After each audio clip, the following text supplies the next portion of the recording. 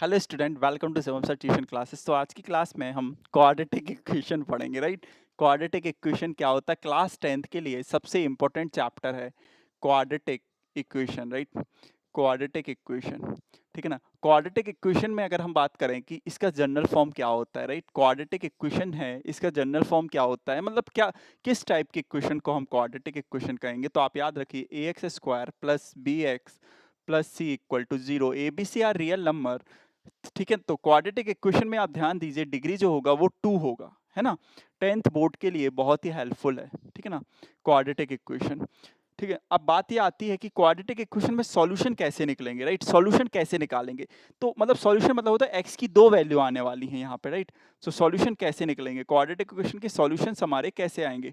इसके लिए सबसे मोस्ट जो होता है और सबसे इजी भी होता है middle term split method.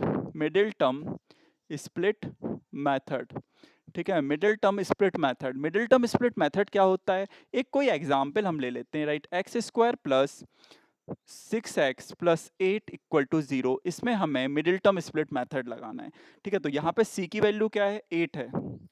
Middle term में इसके कोफिशिएंट से इसको मल्टीप्लाई करते हैं, एक्स स्क्वायर के कोफिशिएंट से इसको मल्टीप्लाई करेंगे तो 8 बन जा, क्या हो गया, 8 हो गया। 8 के सारे फैक्टर हम लिखेंगे, लाइक 1 फैक्टर हो गया, 2 हो गया, 4 हो गया और 8 खुद हो गया, है ना।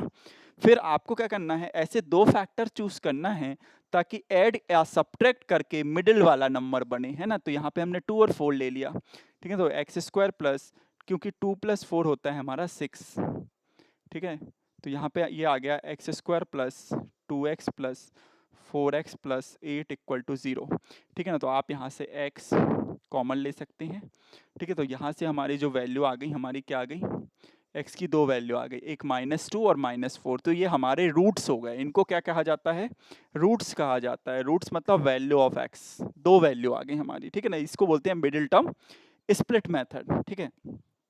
इसके बाद सिलेबस में एक और टर्म होता है जिसको बोला जाता है क्वाड्रेटिक फार्मूला, और जिसको हम कहते हैं श्रीधराचार्य फार्मूला। उस बहुत ही इजी फार्मूला है, डायरेक्ट एक्स की वैल्यू हमें 2 मिल जाएंगी। फार्मूला है -b plus minus root over B square minus 4ac divided by 2a, ठीक है ना। इसमें दो वैल्यू हमारी आएंगी, अगर आप पॉजिटिव लोगे ना तो एक एक्स की वैल्यू हमारी ये आ जाएगी -b plus root over B square minus 4ac को डी डिस्क्रिमिनेंट कहा जाता है, ठीक है ना। और अगर नेगेटिव लोगे तो हमारी -b minus root D A upon 2a आ जाएगी, है ना। सर ये d क्या होता है, d की अगर बात करें तो d फॉर डिस्क्रिमिनेंट होता है जो b स्क्वायर माइनस 4ac से निकलता है, ठीक है। b square minus 4ac, b square minus 4ac से d निकलता है। अब बात ये आती है कि नेचर क्या हो सकता है रूट्स का, जो हमारी x की वैल्यू आ रही ना वो कैसे आएंगी, वो d पे डिपेंड करती हैं, ठीक है ना। सो जो हेडिंग होगी वो होगी नेचर ऑफ रूट ना, नेचर ऑफ रूट्स, मतलब जो x की वैल्यू आ रही ना उस पर डिपेंड करेगा, ठीक है ना। Nature of roots, nature of roots की अगर बात करें तो नेचर ऑफ रूट्स में d की वैल्यू अगर 0 आ गई सपोज, मतलब b स्क्वायर माइनस 4ac 0 आ गया, तो जो x की वैल्यू आई ना हमारी वो रियल भी होंगी और इक्वल होंगी, लाइक x की वैल्यू 4 हो सकती है, 2 रियल एंड इक्वल होंगी, है ना। बट अगर d की वैल्यू 0 ना आके 0 से बड़ी आई हमारी, तो जो हमारे रूट्स होंगे मतलब x की वैल्यू होगी वो रियल भी होगी और डिस्टिंक्ट होगी, मतलब अलग अलग होगी, लाइक 2 एंड 3 हो सकता है, 3 एंड 4 हो सकता है, 5 एंड 6 भी हो सकता है।